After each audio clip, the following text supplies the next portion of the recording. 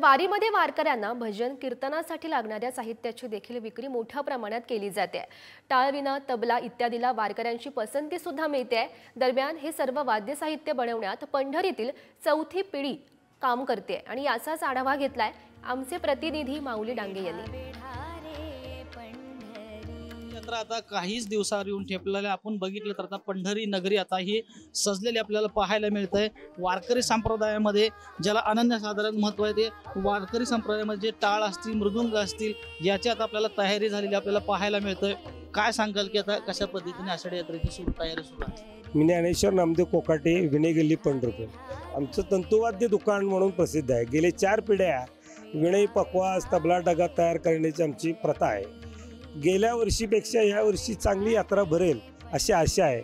गेले 2 महिन्यापासून या आषाढी यात्रेची तयारीला सुरुवात आहे। सर्व साहित्य हे लाकडी असल्यामुळं हे उन्हाळ्यातच काम त्याची तयारी करावं लागते आणि आता या वर्षी महागाई असल्यामुळे साधारण यावर्षी 10 ते 20% वाढ होईल एवढी अपेक्षा आहे। किती दिवसापासून याचं काम सुरू असतं आणि किती कामगार आहेत? जवळजवळ 2 ते 3 महिन्यापासून याचं काम सुरुवात असतं आणि जवळजवळ 6 ते 7 कामगार रोज अहोरात्र काम करतात।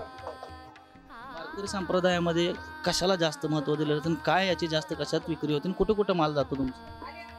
वारकरी संप्रदायामध्ये वीणा हा सगळ्यात महत्त्वाची गोष्ट आहे। कीर्तन असेल, भजन असेल, नारदाचं वाद्य असल्यामुळे, सरस्वतीचं वाद्य असल्यामुळे तो वीणा वापरलाच जातो, त्यामुळे वीण्याला जास्त मागणी आहे। पकवाज वाजवला जातो, टाळ वाजवले जातो, पण वीण्याला जास्त मागणी असल्यामुळे वीण्याची जास्त खप होते।